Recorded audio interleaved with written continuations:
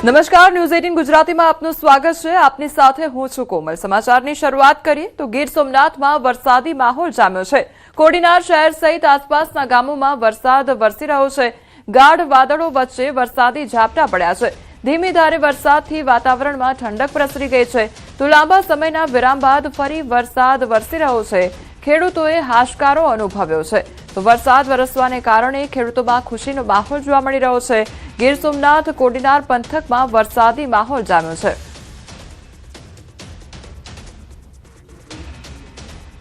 સુરતના થોડા વરસાદમાં ફરી પાણી ભરાઈ ગયા છે। વેસુ વીઆઈપી રોડ વિસ્તારમાં પાણી ભરાયા તો શ્યામ મંદિર જવાનો માર્ગ બંધ થયો છે। કોઈપણ જાતની મજબૂત ગટર વ્યવસ્થા વગર કામગીરી કરવામાં આવતા આ સ્થિતિ સર્જાઈ હોવાની ચર્ચા છે તો રિક્ષા ચાલક અને વાહન ચાલકોને પરત ફરવાનો વારો આવ્યો છે। થોડાક વરસાદમાં વેસુ વીઆઈપી વિસ્તારમાં વારંવાર પાણી ભરાઈ જાય છે। નવી મોટી ગટર વ્યવસ્થા નાખવામાં આવે તો આ વિસ્તારમાં પાણી ભરાવાની સમસ્યાનો નિકાલ થાય તેવું પણ લોકો દ્વારા કહેવામાં આવી રહ્યું છે। તો સુરતમાં વહેલી સવારથી જ મેઘરાજાની તોફાની બેટિંગ શરૂ થઈ ગઈ છે અને થોડા સમયમાં 2 ઇંચથી વધુ વરસાદ ખાબકી રહ્યો છે।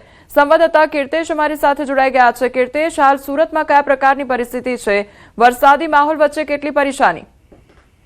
બિલકુલ, હવામાન વિભાગની આગાહી વચ્ચે મોડી રાત્રે શરૂ થયેલા વરસાદે આખી રાત અને સવાર સુધી વરસ્યા બાદ 2 ઇંચ જેટલો વરસાદ વરસ્યો હતો, જેને લઈને નીચાણવાળા વિસ્તારોમાં પાણી ભરાવાની ફરિયાદો સામે આવી હતી। ખાસ કરીને વેસુ વીઆઈપી રોડ હોય, ઉધના મેઇન રોડ હોય અથવા તો ઉધના અને લીંબાઈને જોડતા અંડરપાસ હોય, આ તમામ જગ્યા પર પાણી જોવા મળ્યું હતું। જોકે સવારે 9 વાગ્યા બાદ વરસાદે વિરામ લેતા ધીરે ધીરે તમામ જગ્યા પર પાણી ઓસરી ગયા છે। પણ જે રીતે હવામાન વિભાગની રેડ ચેતવણી છે, જેને લઈને તંત્ર એલર્ટ મોડ પર છે। લોકોની ચિંતા વધી છે। ખાસ કરીને ખાડી કિનારે રહેતા લોકોની ચિંતામાં વધારો જોવા મળ્યો છે, કારણ કે જે રીતે સુરત અને સુરતના ઉપર એટલે કે સુરત ગ્રામ્યમાં વરસાદ વરસી રહ્યો હતો અને તમામ પાણી સુરતની મધ્યમાંથી પસાર થતી ખાડીઓમાં આવતું હોય છે અને ખાડીઓ જે રીતે ઓવરફ્લો થતા સુરતમાં ખાડીપૂરની સ્થિતિ ઊભી થઈ હતી, જેને લઈને ચિંતા વધી હતી। ખાસ કરીને 2 ઇંચ જેટલા વરસાદમાં જો આ તમામ વિસ્તારોમાં પાણી ભરાતા હોય તો લોકોની ચિંતા ચોક્કસપણે વ્યાજબી હતી। પણ જોકે વરસાદે વિરામ લેતા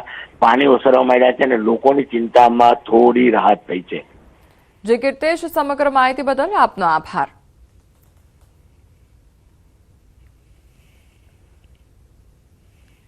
સરદાર સરોવર નર્મદા ડેમની સપાટીમાં વધારો થયો છે। ઉપરવાસમાંથી 16,174 ક્યુસેક પાણીની આવક થઈ છે। નર્મદા ડેમ 127.70 મીટર પર પહોંચ્યો છે, ત્યારે 24 કલાકમાં 20 સેન્ટીમીટરનો વધારો થયો છે। ડેમના સીએચપીએચના તમામ પાવર હાઉસ ચાલુ કરવામાં આવ્યા છે। ડેમની મહત્તમ સપાટી 138.68 મીટર પર પહોંચી છે। તો નર્મદા ડેમમાં પાણીની આવક સર્જાઈ છે અને સરદાર સરોવર નર્મદા ડેમની સપાટીમાં વધારો નોંધવામાં આવ્યો છે। તો ઉપરવાસમાંથી 16,174 ક્યુસેક પાણીની આવક થઈ છે। નર્મદા ડેમ હાલ 127.70 મીટર પર પહોંચ્યો છે, તો 24 કલાકમાં 20 સેન્ટીમીટરનો વધારો નોંધાયો છે। ડેમના સીએચપીએચના તમામ જે પાવર હાઉસ છે તે ચાલુ કરવામાં આવ્યા છે। ડેમની મહત્તમ સપાટી 138.68 મીટર છે। વરસાદી માહોલ જે પ્રમાણે સર્જાયો છે ત્યારબાદ નર્મદા ડેમમાં પાણીની આવક નોંધવામાં આવી છે। ડેમની સપાટીમાં વધારો થયો છે। ઉપરવાસમાંથી 16,174 ક્યુસેક પાણીની આવક થઈ છે, તો નર્મદા ડેમ 127.70 મીટર પર પહોંચી ચૂક્યો છે, તો 24 કલાકમાં 20 સેન્ટીમીટરનો વધારો નોંધવામાં આવ્યો છે। ડેમના સીએચપીએચના તમામ જે પાવર હાઉસ છે તે પણ ચાલુ કરવામાં આવ્યા છે, તો ડેમની મહત્તમ સપાટી 138.68 મીટર પર પહોંચી છે। એક તરફ વરસાદી માહોલ જામ્યો છે, આજથી ફરી એકવાર વરસાદી માહોલ જામ્યો છે, ત્યારે હવે નર્મદા ડેમમાં પાણીની આવક થઈ છે। 4 કલાકમાં 44 તાલુકામાં વરસાદ ખાબક્યો છે। વલસાડના પાડીમાં 2.5 ઇંચ જેટલો વરસાદ વરસ્યો છે। નવસારી શહેર અને જલાલપુરમાં 1.5 ઇંચ વરસાદ ખાબક્યો છે।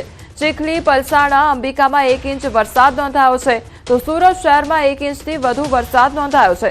11 તાલુકામાં 1/2 ઇંચ જેટલો વરસાદ ખાબક્યો છે। તો વરસાદી માહોલ જામ્યો છે, ત્યારે 11 એવા તાલુકા કે જ્યાં આગળ વરસાદી માહોલ જામ્યો છે। 4 કલાકમાં 44 તાલુકામાં વરસાદી માહોલ જોવા મળી રહ્યો છે। ફરી એકવાર વરસાદનો રાઉન્ડ શરૂ થયો છે અને વરસાદી માહોલ જામતા ખેડૂતોમાં ખુશીની લાગણી જોવા મળી રહી છે, તો બીજી તરફ લોકોને ગરમીથી આંશિક રાહત પ્રાપ્ત થઈ છે। તો સુરત શહેરમાં 1 ઇંચથી વધુ વરસાદ નોંધાયો છે। અલગ અલગ વિસ્તારમાં વરસાદી માહોલ જામ્યો છે, ત્યારે બપોરે 1 વાગ્યા સુધી હજુ 5 જિલ્લામાં ભારે વરસાદની આગાહી કરવામાં આવી છે। દક્ષિણ ગુજરાતના 5 જિલ્લામાં ઓરેન્જ એલર્ટ જારી કરવામાં આવ્યું છે। રાજ્યના 19 જિલ્લામાં યલો એલર્ટ આપવામાં આવ્યું છે, તો સુરત, તાપી, નવસારીમાં ઓરેન્જ એલર્ટ જારી કરવામાં આવ્યું છે। તો બપોરે 1 વાગ્યા સુધી 5 જિલ્લામાં ભારે વરસાદને લઈને આગાહી કરવામાં આવી છે। તો રાજ્યના 19 એવા જિલ્લા કે જ્યાં યલો એલર્ટ જારી કરવામાં આવ્યું છે।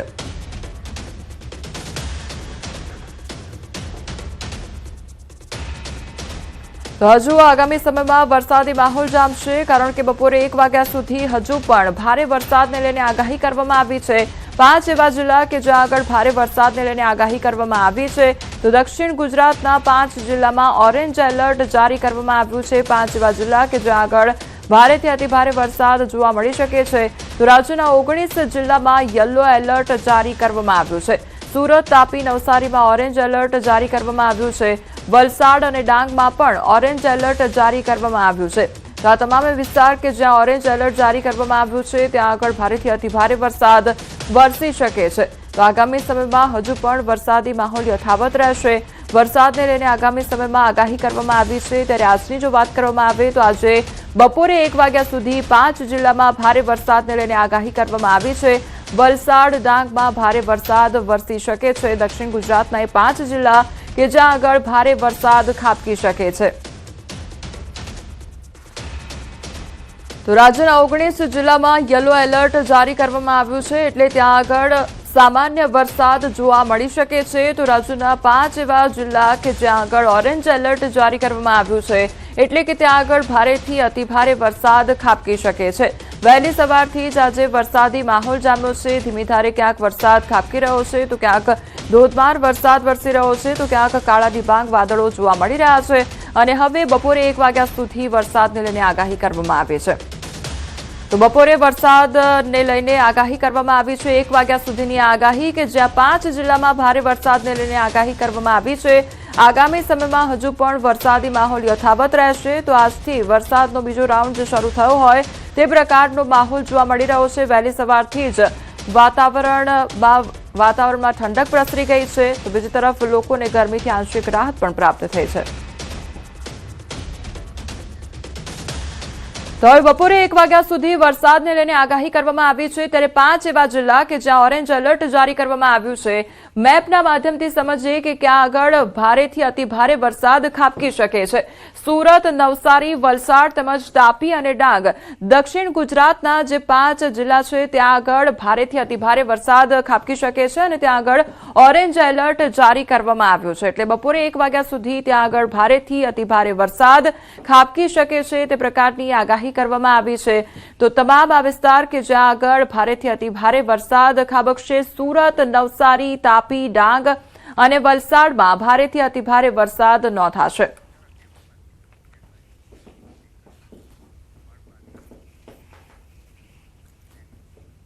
સમાચારમાં આગળ વાત કરીશું વરસાદ ખેંચાતા ઘેરાયું સંકટ તેના વિશે।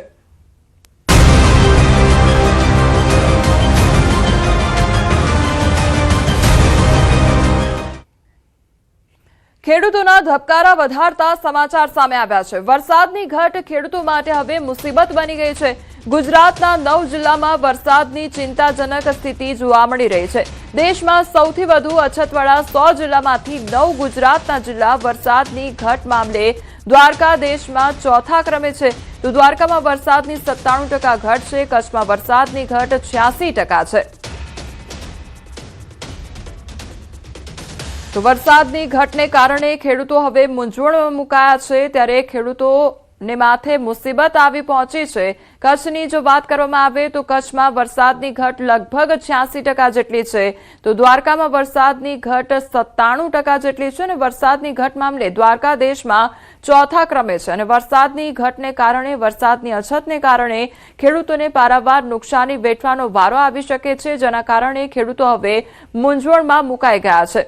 તો પાટણની વાત કરીએ તો પાટણમાં 64% જેટલી વરસાદની ઘટ જોવા મળી રહી છે. દાહોદમાં 60% જેટલી વરસાદની ઘટ નોંધાઈ છે.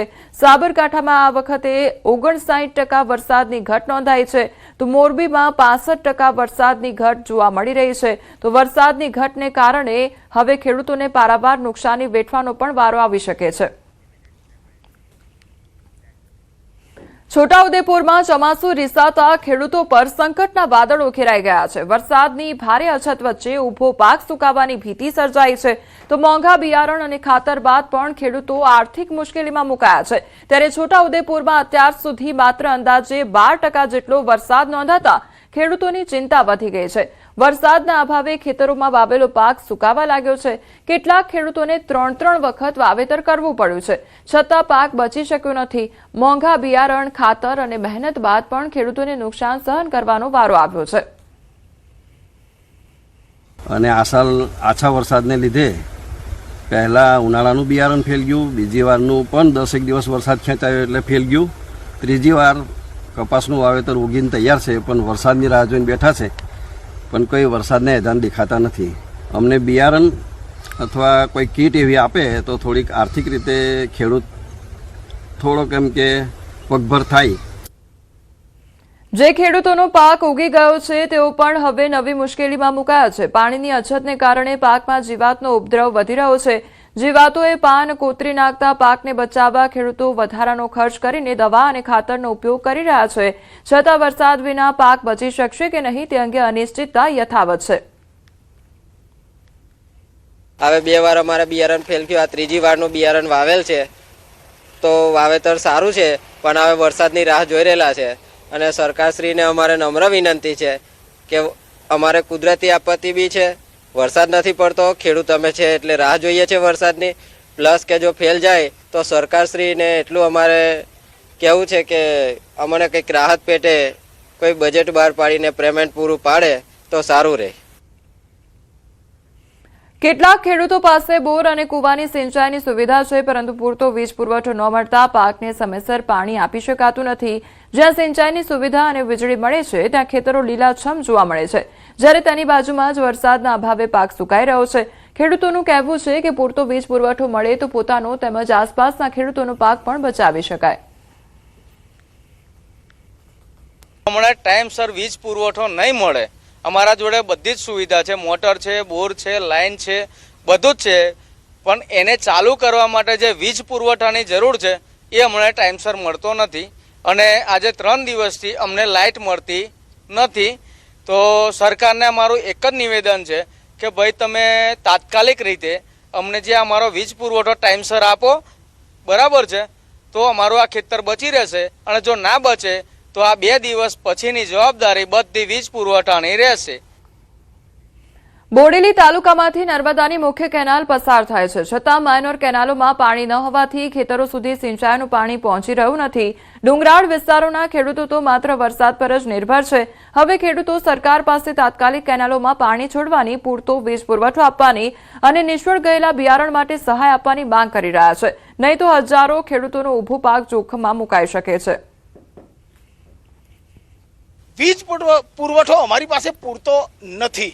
હવે છેલ્લા 4-5 દિવસથી અમારા એરિયાની અંદર કે ભાઈ પાણી પીવડાવવું છે, અમારી પાસે પાણીની સુવિધા છે, બોર છે, મોટર છે, બધું જ છે, પરંતુ વીજ પુરવઠો પૂરતો નથી. એટલે અમે લોકો પાણી પીવડાવી શકતા નથી. હવે આ મામલામાં જે કંઈ બી પ્રોબ્લેમ થાય એ બધી સરકારી તંત્રની જવાબદારી રહેશે. સુરેન્દ્રનગર જિલ્લામાં વરસાદની અછતની અસર હવે ખેતીની સાથે પશુપાલન પર પણ જોવા મળી રહી છે. ઘાસચારાની આવકમાં ભારે ઘટાડો થતા લીલા અને સૂકા ઘાસના ભાવમાં નોંધપાત્ર વધારો થયો છે, જેના કારણે પશુપાલકોની મુશ્કેલીઓ વધી ગઈ છે. અગાઉ રોજ 25થી વધુ ટ્રક લીલા ઘાસની આવક સામે હાલ માત્ર 5 થી 8 ટ્રક જ આવી રહ્યા છે. પરિણામે લીલા ઘાસનો ભાવ મણ દીઠ ₹100 થી વધીને ₹150 અને સૂકા ઘાસનો ભાવ ₹250-300 થી વધીને ₹450-500 સુધી પહોંચ્યો છે. તો બીજી તરફ દૂધના ભાવ સ્થિર રહેતા પશુપાલકોનો ખર્ચ સતત વધી રહ્યો છે. જો આગામી સમયમાં પણ વરસાદ નહીં પડે તો ઘાસચારાની વધુ અછત સર્જાવાની ભીતિ વ્યક્ત થઈ રહી છે. પશુપાલકોએ સરકાર પાસે કેટલ કેમ્પ શરૂ કરવા અથવા ઘાસચારાની ખરીદી માટે સહાય આપવાની માંગ કરી છે. 60 વર્ષથી આ ઘાસચારાનો ધંધો કરી છે. મારા બાપ દાદા બધા આ જ ધંધો કરે, પણ આજી વખતે વરસાદ ખેંચાણો ને તો આના ભાવ બમણા થઈ ગયા છે. કારણ કે ઉપર ખેડૂતે એવા ભાવ લે, કારણ કે આની નિપજ નથી તો નિપજ વગર ઓછો માલ છે એટલે માલના ભાવ એવા થઈ ગયા. અત્યારે વરસાદ જે કઈ ખેંચાણો છે એના હિસાબે કડબના ભાવ 450 થી 480 લગીન છે અને ખોળના ભાવ 1500 રૂપિયા હતા, એના 2200-2100 આજુબાજુ થઈ ગયેલા છે. તો અત્યારે અમારે દૂધના ભાવ તો એની મળે છે. વરસાદ ખેંચાતા અમારે લીલા અને સૂકા ઘાસના ભાવમાં બહુ વધારો થયો છે.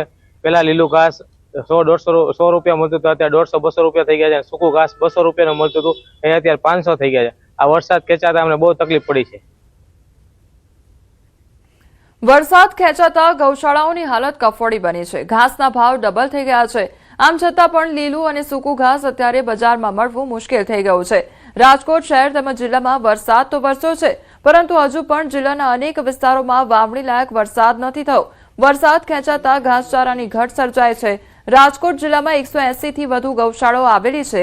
50,000 થી વધુ પશુ આવેલા છે, જેમને લાખો કિલો ઘાસ દરરોજ જોતું હોય છે.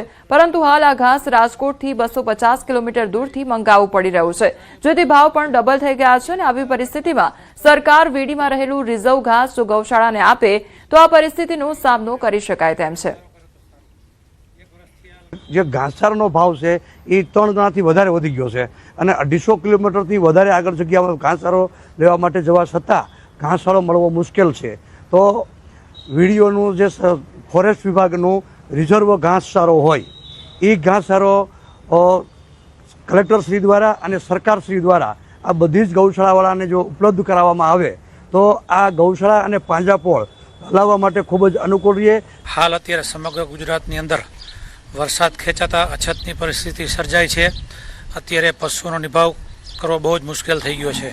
લીલા સૂકા ઘાસના અત્યારે મળતું નથી અને સૂકું ઘાસ 200-250 કિલોમીટર દૂરથી અત્યારે લાવવું પડે છે.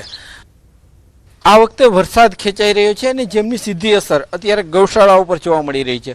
રાજકોટ જિલ્લામાં આશરે 180 થી 200 જેટલી ગૌશાળાઓ આવેલી છે અને જેમાં 50,000 કરતાં પણ વધુ પશુઓ આવેલા છે. આ પશુઓને જે ઘાસ ખવડાવવાની અત્યારે જે છે ઘટ સર્જાય છે. ખાસ કરીને જે અત્યારે જે ઘાસના ભાવ છે તે પણ બમણા થઈ ગયા છે. પહેલાં 60 થી 70 રૂપિયા કિલો વેચાતું ઘાસ છે તે અત્યારે 120 રૂપિયાની આસપાસ જે વેચાઈ રહ્યું છે.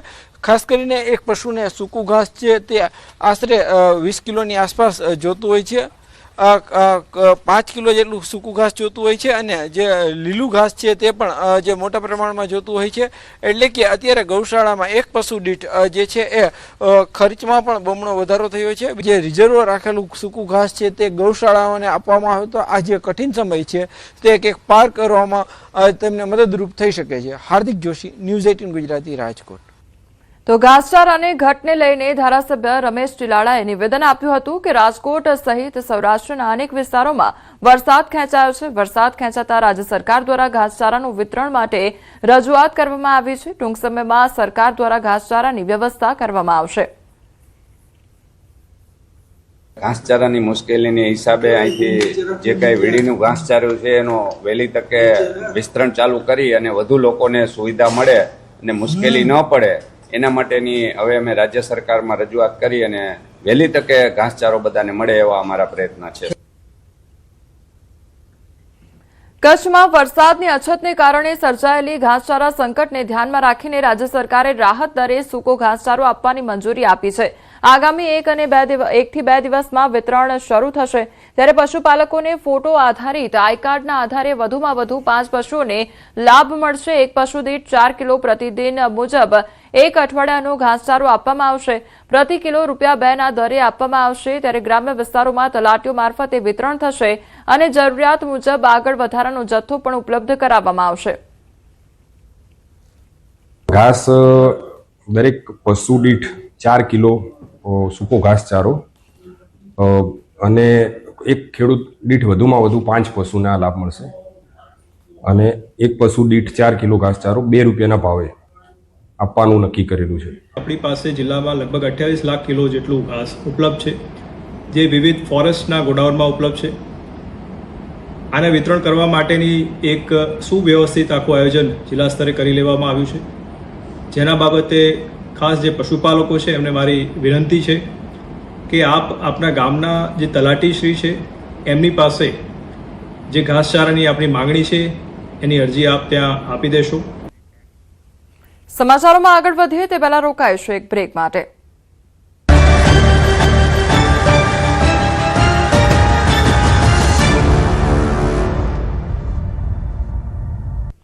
બ્રેક બાદ આપનું સ્વાગત છે. સમાચારમાં આગળ વધીએ તો અમદાવાદનો ગુમ થયેલ કિશોર મળી આવ્યો છે. તો મોડી રાત્રે પાટણના સિદ્ધપુરથી આ કિશોર મળી આવ્યો છે. ઘરેથી ઠપકો આપતા સિદ્ધપુર પહોંચી ગયો. તો વાડજ વિસ્તારમાં રહેતો કિશોર ગુમ થયો હતો.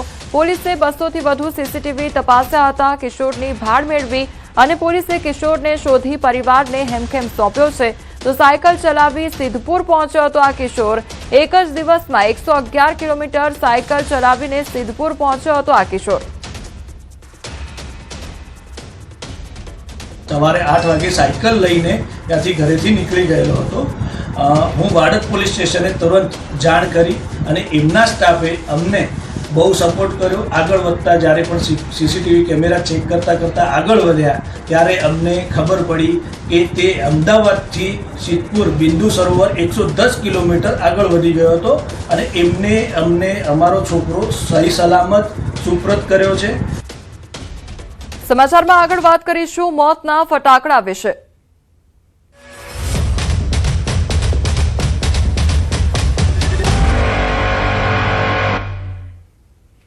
ફેક્ટરીમાં આગ બાદ હવે તંત્ર જાગ્યું છે. એએમસીની ટીમ તપાસ કરવા માટે પહોંચી ગઈ છે. તો અમદાવાદમાં જે ગઈકાલે દુર્ઘટના સર્જાઈ, જે ફટાકડા ફેક્ટરીમાં આગ લાગવાની ઘટના સર્જાઈ, ત્યારબાદ હવે તંત્ર જાગ્યું છે. તો એએમસીની ટીમ તપાસ કરવા માટે હવે પહોંચી છે. તો હવે તમામ ટીમ દ્વારા તપાસ કરવામાં આવી રહી છે.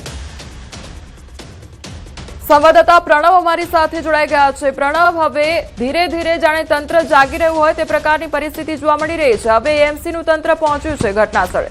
શું અપડેટ?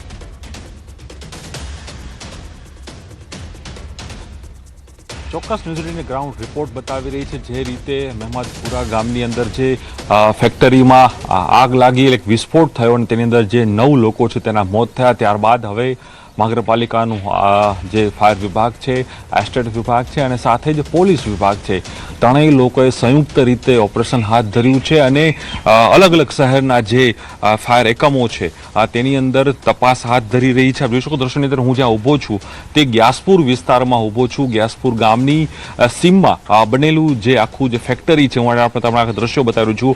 એક્સક્લુઝિવ આ દ્રશ્યો છે જેની અંદર મોટા પ્રમાણની અંદર અહીં ફટાકડાનું છે ઉત્પાદન થતું હતું, મેન્યુફેક્ચરિંગ કરવામાં આવતું હતું. હાલ ફાયર વિભાગની ટીમ પહોંચી છે, પોલીસ વિભાગની ટીમ પહોંચી છે અને એસટી વિભાગની ટીમ પણ પહોંચી છે. દ્રશ્યમાં જોઈ શકાય છે કે એક પછી એક જે એકમો છે તેને હાલ સીલ કરવાની કામગીરી છે તે કરવામાં આવી રહી છે. હાલ જે માહિતી મળી રહી છે, જે ગત બપોરના સમયે ઘટના બની અને ઘટના દરમિયાન જે 9 લોકોના મૃત્યુ થયા ત્યારબાદ 2 એકમોને ગત મોડી રાતે જ બંધ કરી દેવાની સૂચના છે તે ફાયર વિભાગે આપી દીધી હતી. પરંતુ ત્યારબાદ આજે વહેલી સવારે પણ જે રીતે સરકારમાંથી આદેશ છૂટ્યા છે તેને લઈને જ જે પણ એકમો ઇનલીગલી ચાલી રહ્યા છે, કોઈપણ પ્રકારની જમીનનું એને કરવામાં નથી આવ્યું, પેસો જેનું લાયસન્સ હોય છે, રજીસ્ટ્રેશન તે નથી કર્યું, સાથે જ જે નિયમોનું પાલન નથી કર્યું તે તમામ એકમો ઉપર કાર્યવાહી હાથ ધરવાની તજવીજ છે તે ચાલી રહી છે. હું આપણે જે એક્સક્લુઝિવ દ્રશ્યો બતાવી રહ્યો છું તે ગ્યાસપુર વિસ્તારના છે, જે કહી શકાય કે નારોલ જે વિસ્તાર દક્ષિણ ઝોનની જે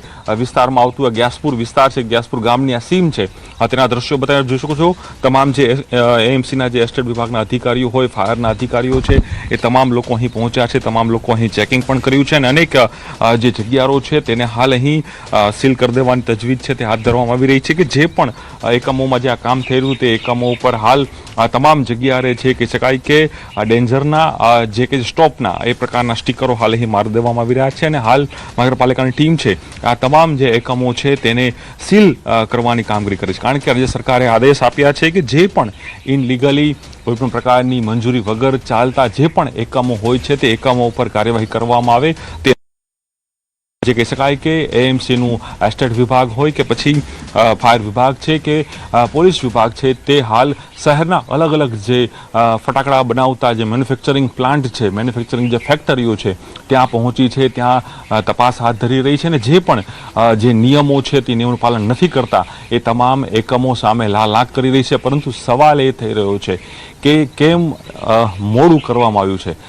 ઘટના બને ત્યારબાદ જ તંત્ર કેમ જાગે છે, પહેલાં કેમ તંત્ર આ કામગીરી નથી કરતું, એ સૌથી મોટો સવાલ છે તે જોવા મળ્યું. દ્રશ્યમાં જોઈ શકાય છે કે તમામ જે અધિકારીઓ છે અને તમામ જે ફાયરના જે સાધનો છે તે હાલ અહીં રાખેલા છે, તેની પણ તપાસ કરવામાં આવી રહી છે.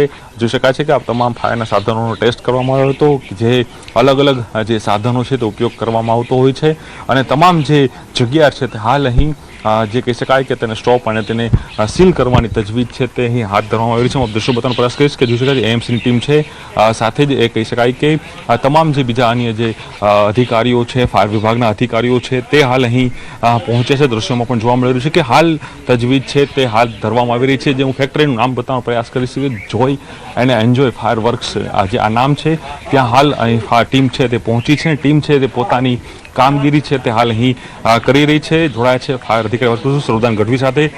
ગઢવી સાહેબ, ખાસ કરીને ટીમ આજે અહીં પહોંચી છે જે રીતે ગઈકાલની ઘટના બની છે, શું આપણી તપાસમાં પ્રાથમિકતા લઈને આવ્યું છે આની અંદર? ડોક્યુમેન્ટ બધા ચેક કરતા પોલીસ લાયસન્સ રિન્યુમાં આપ્યું છે પણ હજુ આવેલ નથી, એટલા માટે અત્યારે હાલ જ્યાં સુધી એમનું લાયસન્સ ના આવે ત્યાં સુધી સીલની કાર્યવાહી કરીએ છીએ. ગઢવી સાહેબ, ખાસ કરીને તમે ફાયર ચેકિંગ કર્યું, બીજું આપણે શું પ્રાથમિક તબક્કે આપણે ધ્યાન ઉપર અહીં જોવા મળ્યું છે? આપણા જે એના ફાયરના સાધનો છે તે બધા એક્ટિવ હતા, એક્સપાયર હતા કે કોઈ નિયમનું પાલન થતું હતું કે નહોતું થતું?